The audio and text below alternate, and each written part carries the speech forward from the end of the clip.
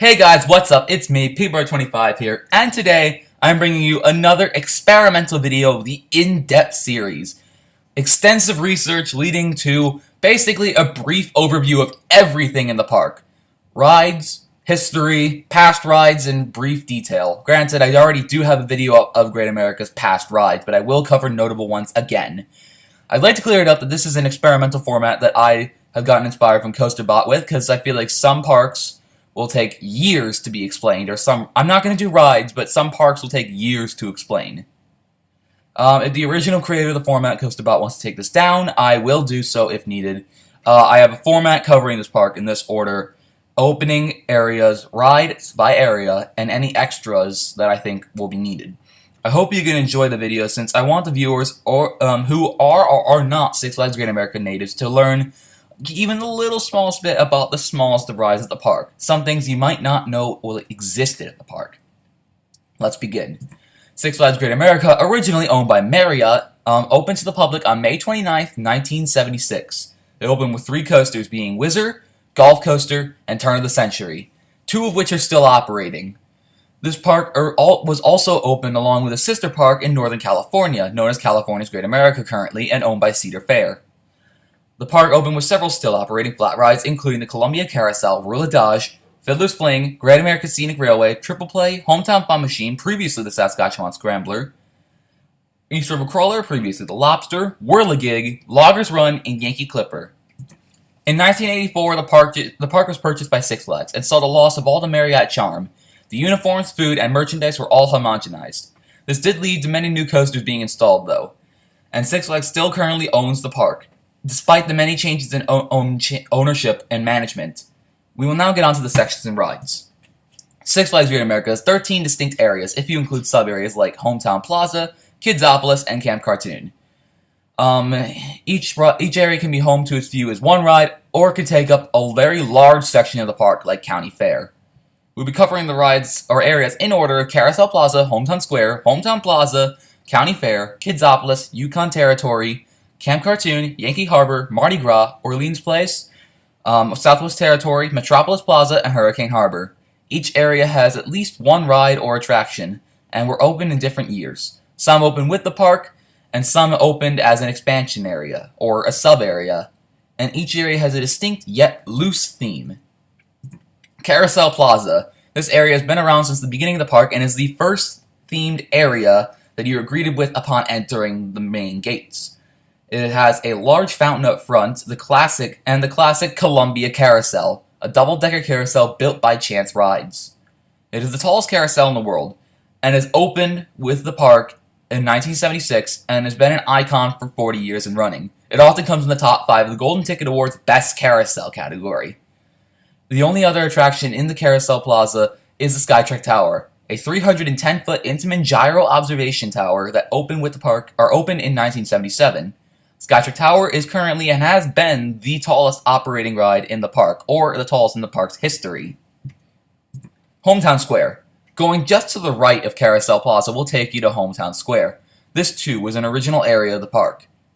As of 2016, there are 5 attractions in this area: Triple Play, a Huss Troika opening in 1976, Hometown Fun Machine, an Eli Bridge Scrambler opening in 1976, The Orbit, a Huss Enterprise opening in 1976 but closing in 2016 and being shut down permanently for removal, the primary station of Great American Scenic Railway by a Custom Fabricators train ride in 1976, opening in that year. Those are all the flats, and the main attraction in this area is the Whizzer, a Schwarzkopf Speed Racer coaster opening in 1976. It stands 70 feet tall, goes 42 miles per hour, and travels in a wooded area of the park. It is one of the 2 coasters in the park to receive an Ace Coaster Landmark Award. Currently, the Orbit is rumored to leave the park, which it actually will, and the East River Crawler will relocate to the Orbit spot for 2017 from Yankee Harbor. Hometown Square is also home to the Grand Music Hall, the main showplace theater. Hometown Park. Hometown Plaza, Hometown Park, whatever. The section was open at the park beginning, but all the rides were removed from this area in 2001. For the 2015 season, for the 40th anniversary celebration, they brought back the area and 3 currently standing rides. They were all previously removed from operation in 2001, but except for the Ladybugs, which operated in Bugs Bunny National Park until 2009.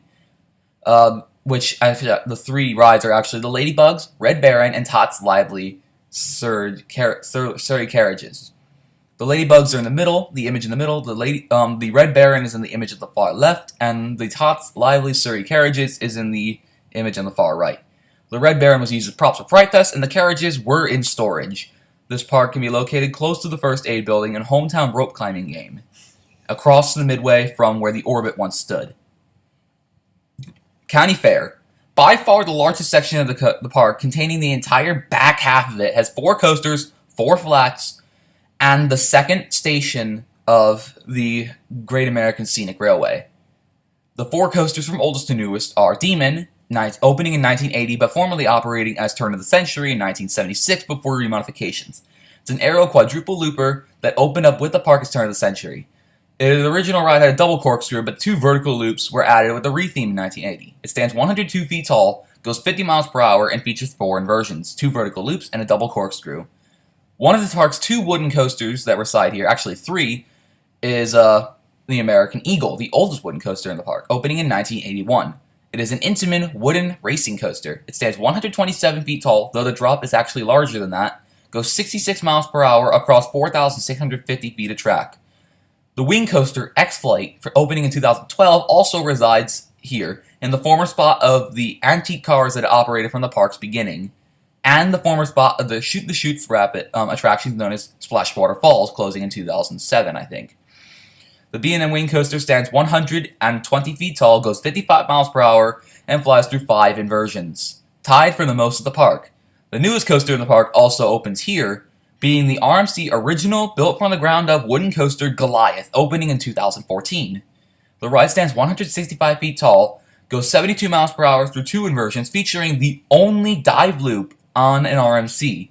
The ride also claims to have the longest and steepest drop on a wooden coaster. The flats in this area are Buccaneer Battle, 2009, a Mack Rides interactive waterboat experience, Daredevil Dive, opening in 1997, an upcharged sky coaster model, Revolution, 2004, opening in 2004, a Huss inside racing frisbee that was relocated from Six Flags Great Adventure and operates as Fright Fest as Pit and the Pendulum, and Fiddler's Fling, operating since the park's opening, which is a Schwarzkopf Calypso 3. Kidsopolis, a kiddie area built into the back of County Fair. It was originally themed as Wiggles World, but the license was cut in favor of Kidsopolis, which is an original idea for 2011, and was rethemed to Kidsopolis as it is currently. The area is blamed for making American Eagle's queue very erratically shaped, since they had to warp it around the tent or new building. There were 7 attractions at Kidsopolis, including Zoom Jets, a Zamperla Aero Top Jet, Bouncer, a Zamperla Jumping Star, Up and Away, a Zamperla Samba Tower, Crazy Cars, a Zamperla Convoy, Crazy Cups, a Zamperla Mini Teacups, Splish Splash Zone, a Pop Jet Fountain, and Pirate's Playship, an interactive pirate ship themed play structure. The last 2 I could not find decent images of, and I might go take them myself for maybe a reboot. Yukon Territory, another one of the original areas of the park, themed to a Yukon mining town, featuring 3 rides. The rides are Loggers Run, the Aero Log Flume with a twin circuit drop, opening in 1976, and also has a double down drop, which is pretty rare for a log flume. Winner's Go-Karts, opening in the area in 2011, but opened originally in 1999 by Carousel Plaza, in the former spot of Riptide, or in the current spot of Riptide Bay. It is an upcharge go-kart attraction, and Little Dipper, a PTC wooden coaster, kiddie wooden coaster that was relocated in 2010 from the defunct Kiddieland Amusement Park in Melrose Park, Illinois. It was also honored with the Coaster Classic Award. The Little Dipper has been operating since the 1950s at Kiddieland and opened in 2010 at Great America. It is one of the few wooden kiddie coasters around. Camp Cartoon. The whole area and all of its rides opened in 1998 as Camp Cartoon Network. The name was shortened later in its life. The area features 5 attractions, which are Scooby-Doo's Mystery Machine, a Zamperla Crazy Bus themed to, you guessed it, Scooby-Doo and the Mystery Machine vehicle they drive. Bedrock Boulder Roller, a Zamperla Junior Ferris wheel themed to the Flintstones. Yogi's Yahoo River, a Herschel Kitty Circus flume ride.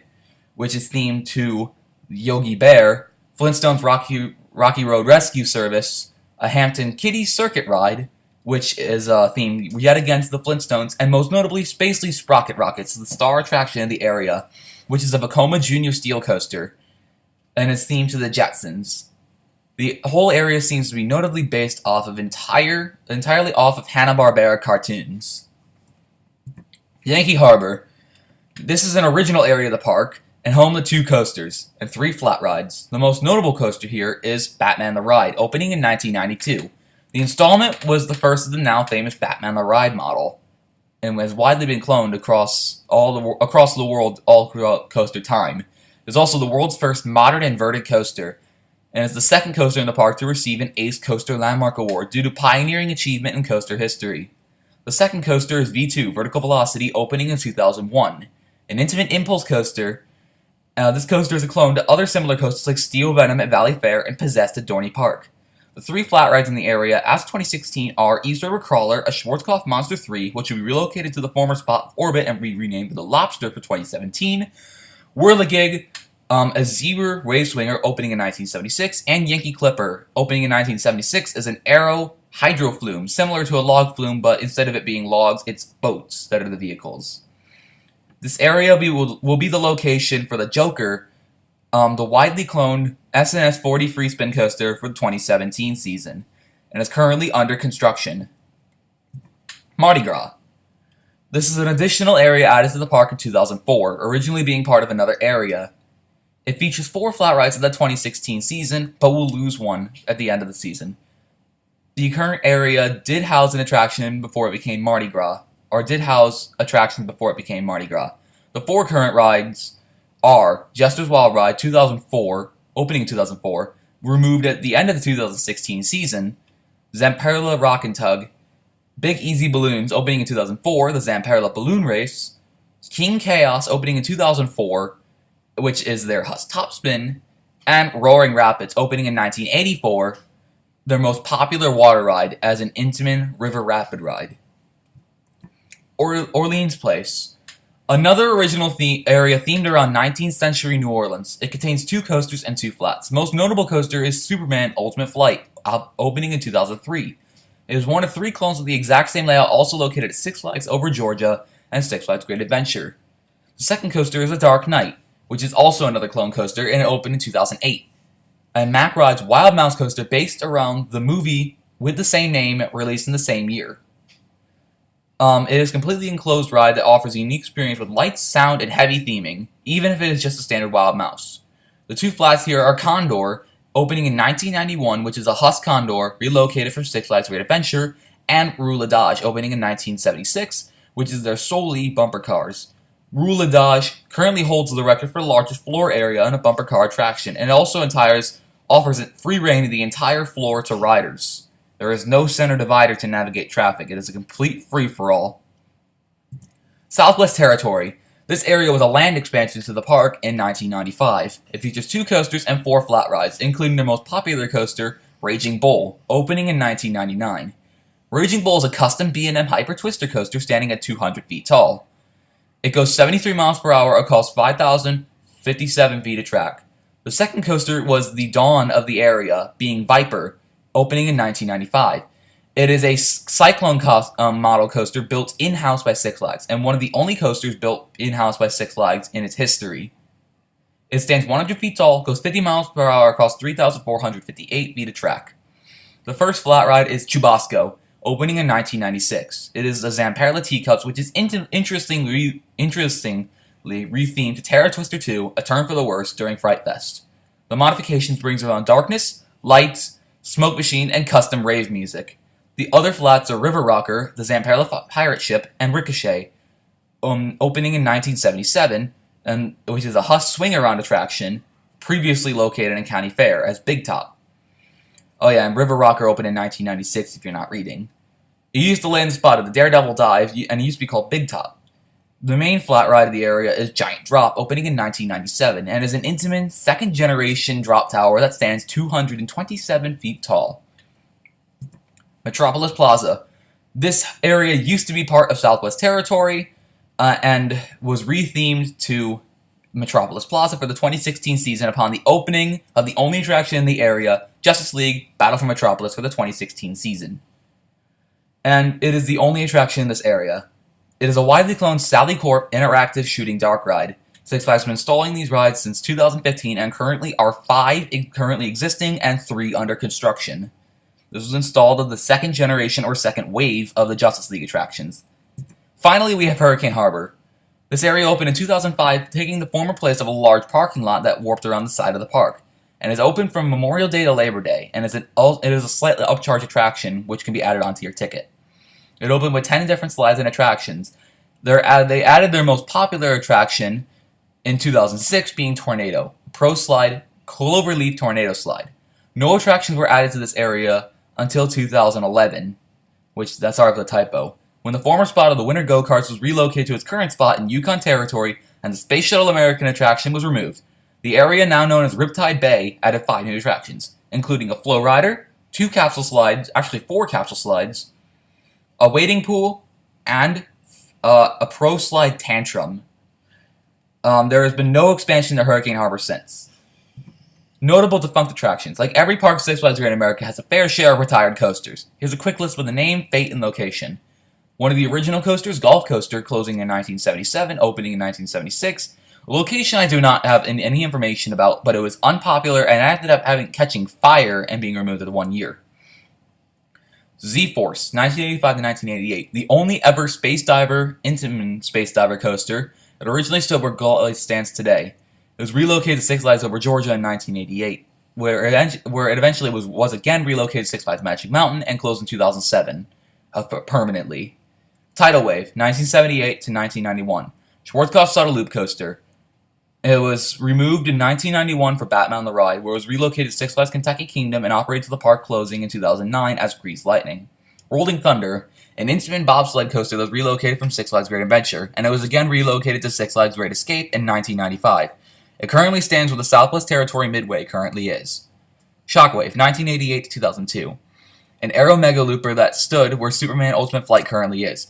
It was one of the first in the world to feature 7 inversions, and was removed due to unpopularity, roughness, and frequent technical issues. Deja Vu, 2001 to 2007, a Vekoma giant inverted boomerang that operated where the Buccaneer Battle currently stands. It closed due to frequent technical issues and has operated at Silverwood in northern Idaho since 2008. Iron Wolf, 1990 to 2011, the world's first coaster by B&M and was a classic stand-up coaster. It operates where Goliath stands today and in the former spot of Z-Force. It was relocated to Six Flags America, where it is operated as Apocalypse, The Last Stand, since 2012. Raging Cajun, 2004 to 2013. A Zamperla spinning wild mouse whose spot is still vacant as of 2016. However, the theory is that it'll be used for the Joker's queue line.